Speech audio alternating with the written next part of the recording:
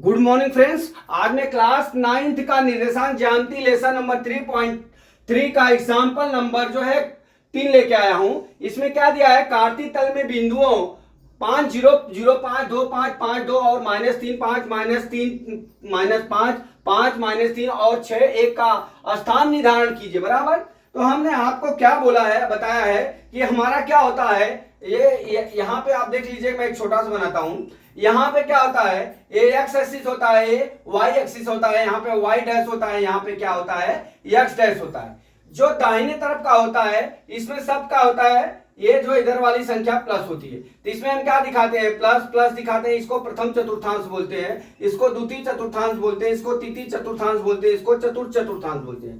बराबर। यहाँ पे क्या होता है, माइनस प्लस होता है, यहाँ पे क्या होता है, माइनस माइनस होता है, फिर यहाँ पे क्या होता है, प्लस माइनस होता है। और मैंने एक चीज और बताया आपको कि सबसे जो भी अगर 5 2 है, अगर ये कार्तीय तल पे दिखाना है तो सबसे पहले हम क्या लिखते हैं, एक्स एक्सिस का मान लिखते हैं। किसका, एक्स एक्सिस का मान लिखते हैं, फिर वाई एक्सिस का मान लिखते हैं। ठीक है, इस तरह से लिखते हैं। सबसे पहले हम एक्स एक्सिस, तो यहाँ पे एक्स एक्सिस की जगह हमारा कितना हो जाएगा, 5 हो जाएगा, और वाई एक्सिस की जगह हमारा कितना हो जाएगा, 2 हो जाएगा। इतना आपको याद रहेगा, तब इस तरह के जाके सवाल को आप हल कर सकते हो। ठीक है, अभी क्या दिया है, कार्तीय तल में बिंदुओं इतने को स्थान निर्धारण कीजिए। ठीक है, अर्थात एक कार्तीय तल पे आपको दिखाना है। ठीक है, तो अब हम चलते हैं, कार्तीय तल बना लेता हूं मैं अपना। अभी यहां पे कार्तीय तल बना दिया, देख लीजिए आप। ठीक, ये एक्स एक्सिस हो गया, ये वाई एक्सिस हो गया। ठीक है, अब हम एक पैमाना मापते हैं। कॉपी में आपको वर्गाकार करके एक आएगा बुक, वो लेना पड़ेगा, और वहां पे हम लिखेंगे 1 सेंटीमीटर बराबर 1 खाना। बराबर, 1 सेंटीमीटर बराबर 1 सेंटीमीटर बराबर 10 1 इकाई। ठीक है, ये मान लेंगे। अब यहाँ पे जो है इस तरह से चौकड़ा चौकड़ा वर्ग बना रहेगा। ठीक है, अब यहाँ पे एक्स एक्सिस हो गया, ये बाजू क्या हो गया, एक्स डैश एक्सिस, ये बाजू क्या हो गया, वाई एक्सिस। अर्थात एक्स पे इधर जो भी मान दिखाएगा वो प्लस रहेगा, इधर भी जो दिखाएगा प्लस रहेगा, और जो इधर दिखाएगा बाएं तरफ वो माइनस होगा, और ये क्या हो जाएगा, इधर भी माइनस हो जाएगा। ठीक है, तो हमारा क्या हो जाएगा, यहाँ पे हमारा क्या होता है, ये सब मूल बिंदु होता है। ठीक है, अब ये मूल बिंदु से हम इधर की संख्या दिखाते हैं। यहाँ पे लास्ट संख्या कितना है, 6 है। बराबर, तो हम इस एक्स एक्सिस और वाई एक्सिस पे 6 तक दिखाते हैं। ठीक है, तो हम दिखा लेंगे 1 2 3 4 5 और 6। ठीक है, इसी तरह हम ऊपर भी दिखा लेते हैं, 1 2 3 4 5 और ये 6। बराबर, अब इसी तरह हम बाएं तरफ दिखा लेते हैं, 1 2 3 4 5 और 6। ठीक है, इसी तरह इस रेखा पे दिखा लेते हैं, 1 2 3 4 5 और 6। ठीक है, 6। ठीक, अब यहां पे आपको किस तरह से आपको दिखाना है। बराबर, आप देख लीजिए, हमको क्या लिखना है, एक्स एक्सिस पे जो होगा प्लस होगा, 1 2 3 4 5 6, इधर भी होगा 1 2 3 4 5 और 6 प्लस होगा। अब इधर आएगा तो क्या हो जाएगा, -1 -2 -3 -4 -5 -6। ठीक है, ये हो गया। अब इस पे भी आएगा तो माइनस हो जाएगा, क्या हो जाएगा, -1 -2 -3 -4 -5 -6। ठीक है, अब इतना हो गया।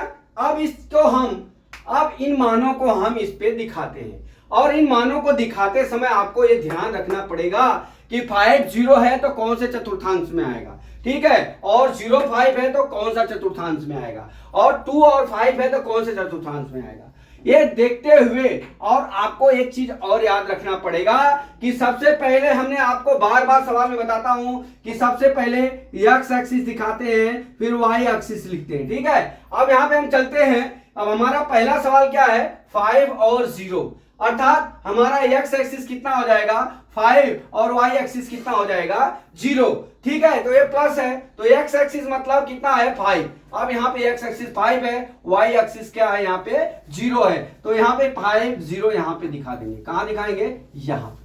ठीक है, अब दूसरी संख्या क्या है हमारा, दूसरी संख्या है 0 और 5। अब x एक्सिस 0 है और y एक्सिस कितना है 5।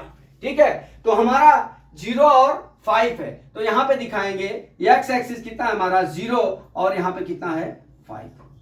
ठीक, ये बिंदु आ गया। ठीक उसी तरह अब हमारा कितना है 2 और 5, 2 और 5, x एक्सिस 2 और 5 बराबर। अब यहां पे 2 ये हो गया और 5 कितना हुआ, x एक्सिस कितना है 2 है, 2 और कितना है ये 5, तो मतलब इसके बाजू में दिखाएंगे 2 और ये दूसरे लाइन पे देखिए, ये x एक्सिस के दूसरे लाइन पे यहां पे क्या हो जाएगा ये 5वां। ठीक है, ये समझ में आ गया।